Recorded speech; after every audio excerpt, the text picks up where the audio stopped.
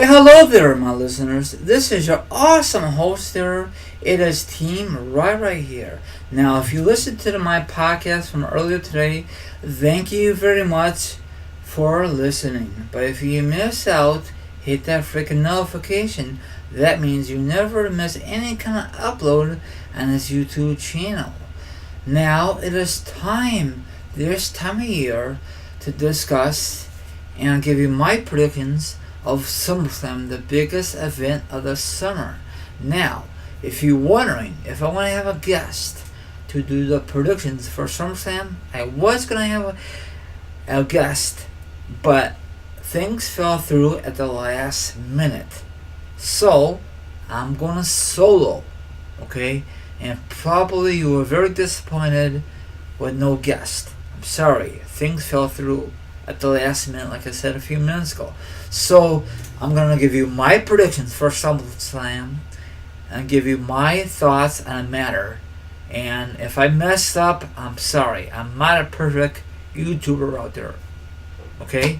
So, let's get this bad boy started. And this will be a special one because it will be my SummerSlam predictions and thoughts. So, sit back, relax, put your feet up, grab something to eat, grab something to drink.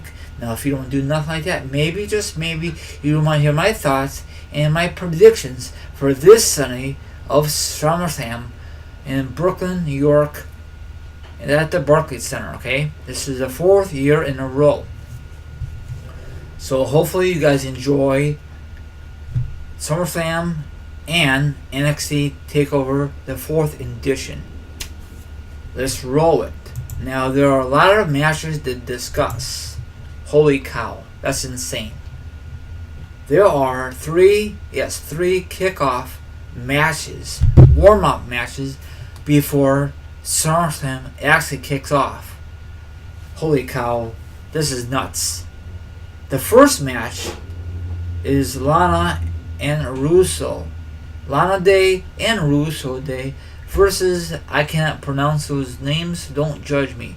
Now, the build-up is okay. I'm not really fired up with this match. I could care less. I think the English dude will cost Lana and Russo this victory. Bar none. That's just my predictions and thoughts. Next match is another kickoff match for crying out loud. The WWE Cruiserweight Championship match. Alexander versus Drew. Okay, this is from 205 Live. Okay, probably this is the first time in a long time they're on pay-per-view. I'm glad they got rid of them on Raw. I think Drew is going to become the new champion. Next match in the final kickoff match is the WWE Raw Tag Team Champions. The B Team versus the Rival. I think we'll get the new Raw Team Champions. The Rival. You know, I know a lot of you don't like them. A lot of you will say F, the Rival. I guess that's a new catchphrase I'm hearing on social media.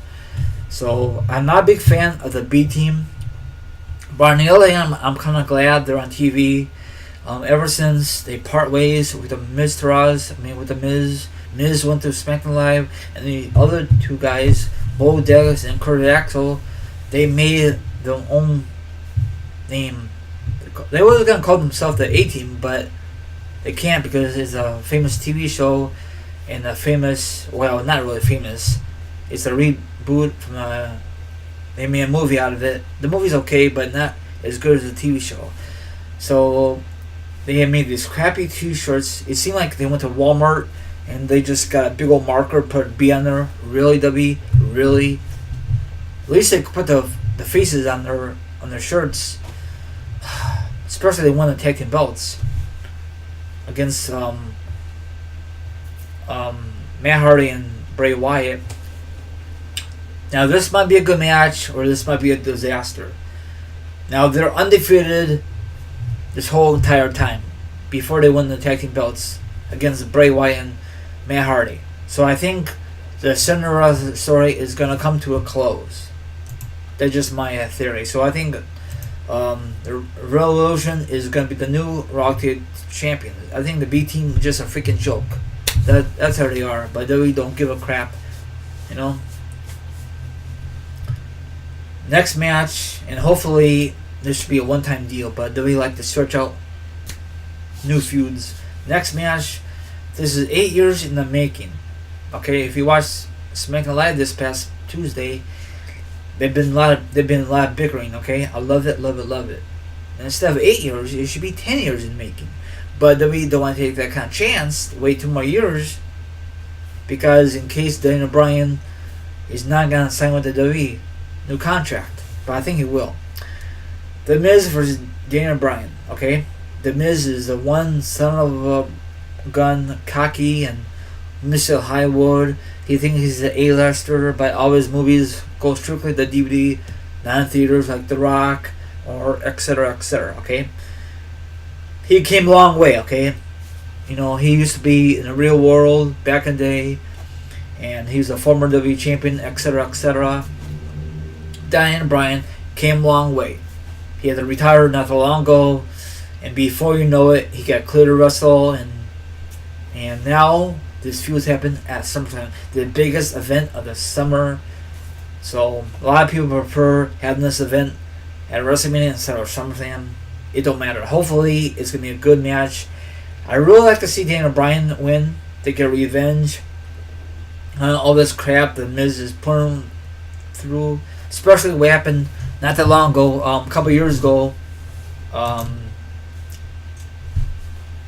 The smack and talk. I love that. Too bad Daniel Bryan did not smack him or give him the yes lock, but he can't. So that was an awesome thing. I'm glad they used that in this heating rivalry. I love it. I'm glad there's no title on line. It actually don't matter if there's no title or no title on it. It don't matter to me. This is gonna be a good match. Next match I could care less about. Finn Balor versus Baron Corbin. What WWE's thinking? WWE just dropped the ball with Finn Balor become the main guy.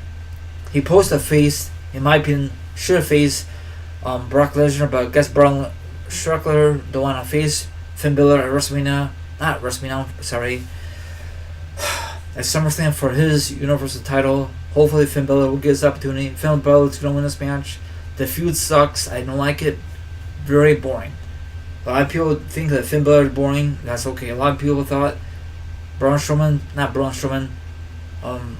Corbin's boring. Everyone out there had opinion. I don't like Baron Corbin's new sucker up to Stephanie and all that good stuff. I think eventually Kurt Angle is gonna go meet evil on Baron Corbin, and he gets fired from that character. He could be in the square circle more often.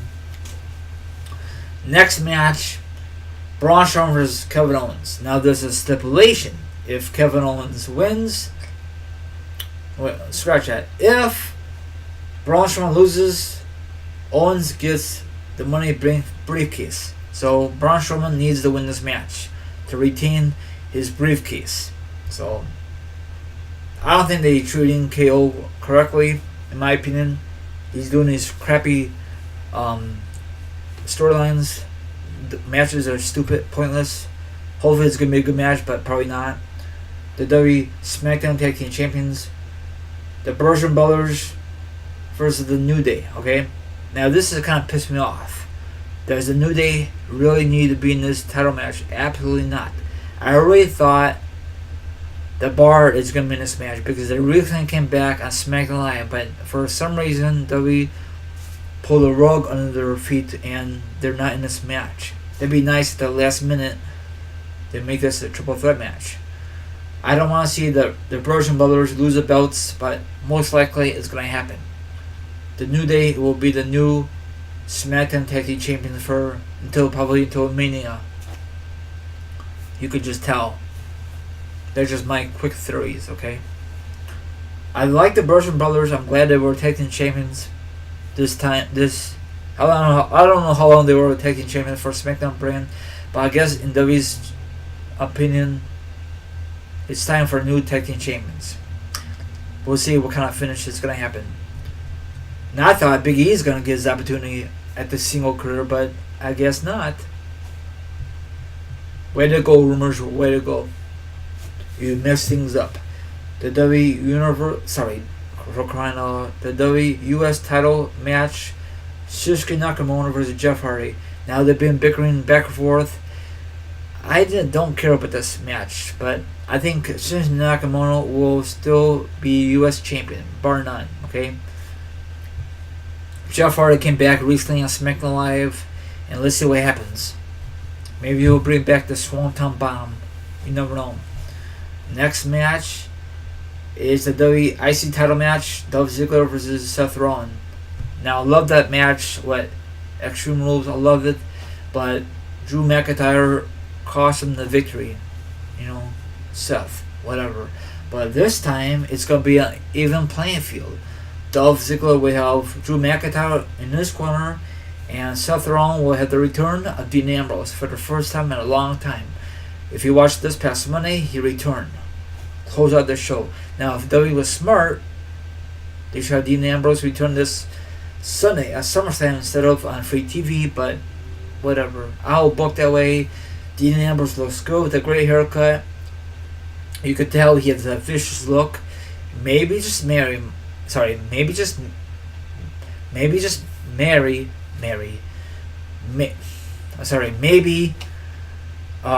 Dean Ambrose would turn on Seth Rollins. What happened a couple of years ago when Seth Rollins did it to Dean Ambrose a few years ago. And they always say payback is that, you know what I'm saying. And then they will start their feud, and that really sums it up. And then Dolph Ziggler will still be IC champion. Dolph Ziggler and Seth Rollins, that feud will be over with. Seth Rollins versus Dean Ambrose, that'll be a brand new feud heading into the fall months. And let's see what happens. Maybe Dean Ambrose will get tired of this crap and then just cost Seth Rollins the victory. That's how I will book it. SmackDown Women's Championship match, Carmella versus Becky Lynch versus Charlotte Flair in a triple threat match. Now, the original plan was, if you pay attention on SmackDown Live, it was going to be a one-on-one match. Becky Lynch won. She had not been in this title match in a long time. So out of blue, Charlotte Flair won. She came back from surgery and all that stuff. So what the hell are you doing, WWE? Well, you got to put Charlotte Flair in a title match. I know she's great, but still.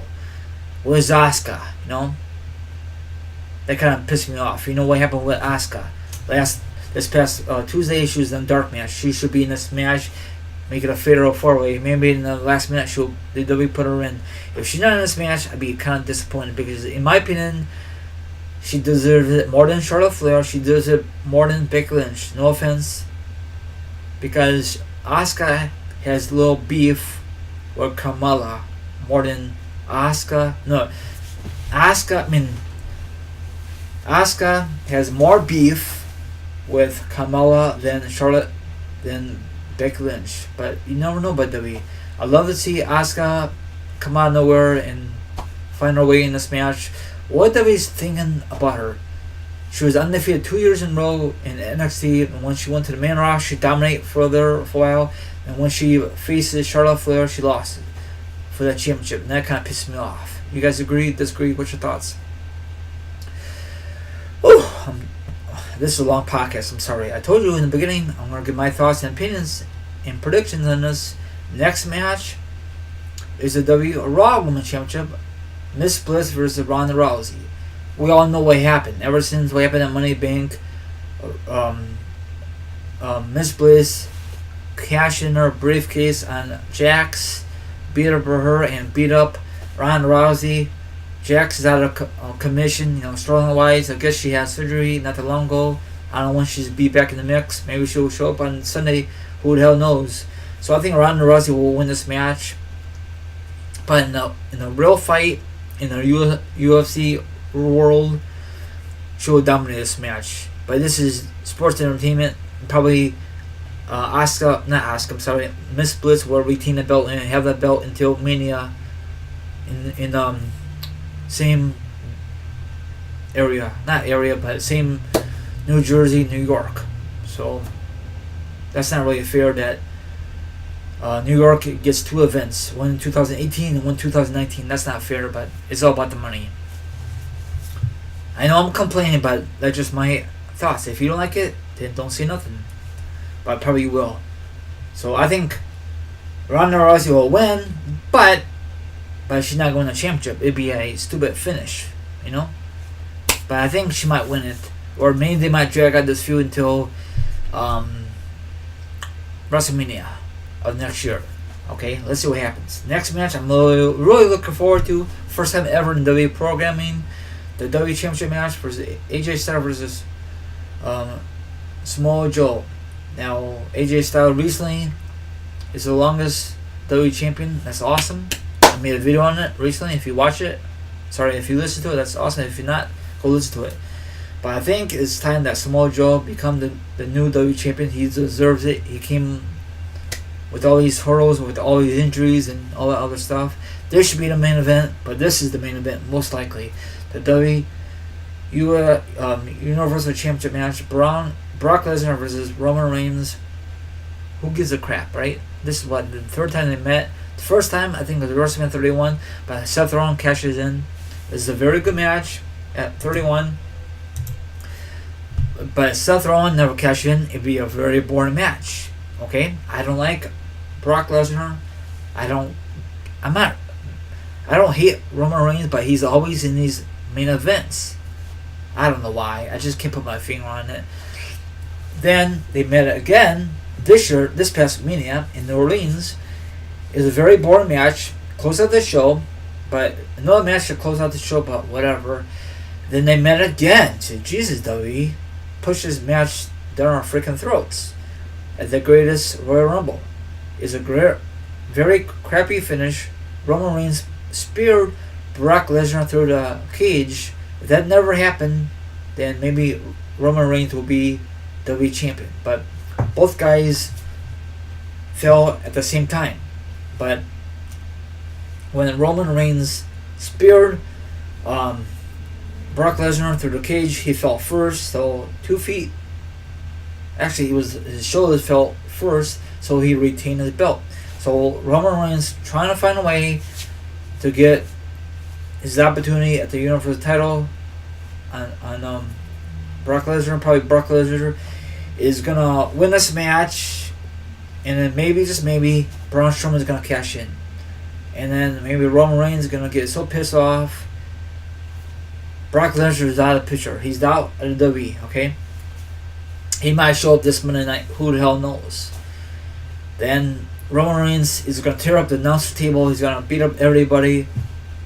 Braun Strowman just cash in and just walk out of the arena, and he's very pissed. Someone trying to interview him. He don't want to be at an interview at this moment because he's very pissed off.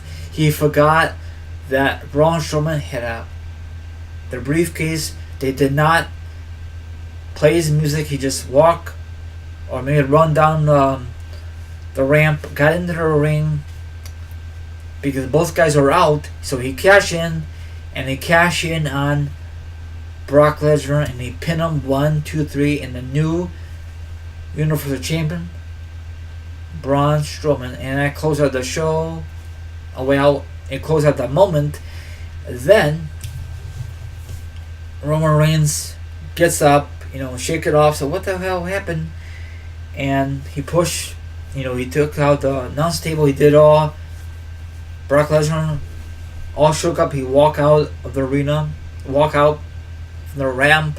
Someone, like I said a few minutes ago, was trying to interview him. Probably Michael Cole.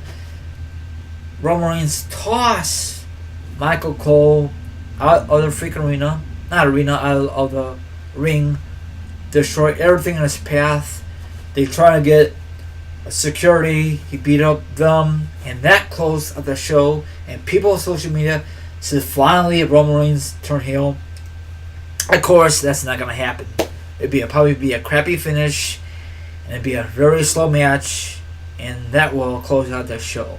Hopefully it'll be a cash-in.